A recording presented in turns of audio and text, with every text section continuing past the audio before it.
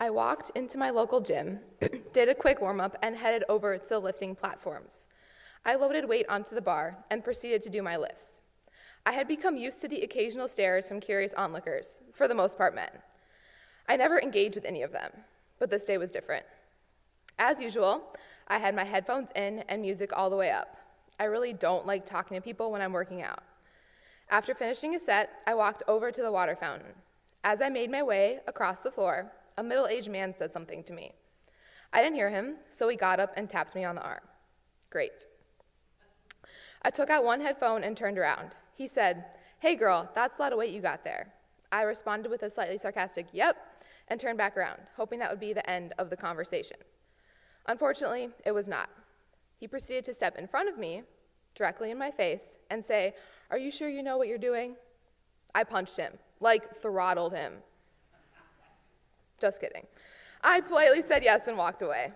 He eerily, if not creepily, watched me for the rest of my workout. His words were not directly sexist or gender-oriented, but his actions and even intentions were. They reflected a stigma in weight rooms that women should not be lifting heavy weights.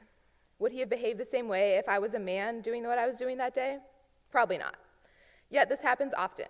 While I don't feel threatened or even offended at the state, I still get frustrated by these types of comments. Weightlifting has been a passion of mine since middle school. I find that after workouts, I do my homework more efficiently, sleep better, and feel more confident about myself, physically and emotionally.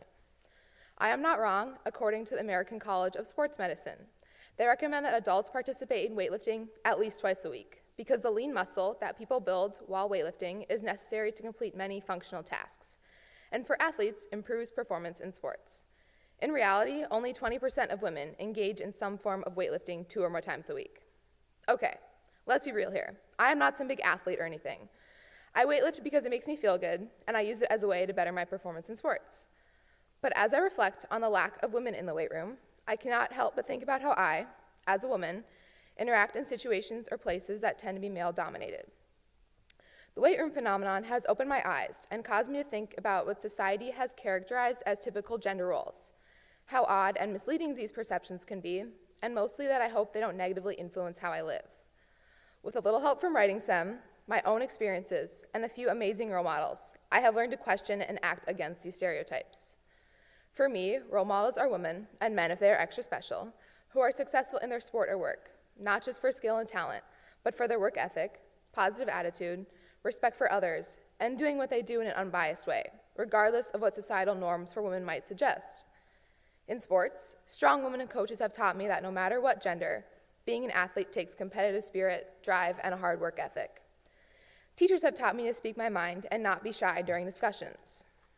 My parents have reassured me that my opinions and ideas matter and that they should be shared. I have learned that the idea of gender roles is complete baloney. I am lucky that I've had inspirational and positive role models in my life, but not everyone is as fortunate. That is why social media, television, movies, and other forms of media can be so important. Although media has mostly been a negative influencer when teaching young women about body confidence, it can also be used as a tool to spread positivity. I first watched Stick It, an angsty teen gymnastics film, when I was about 12.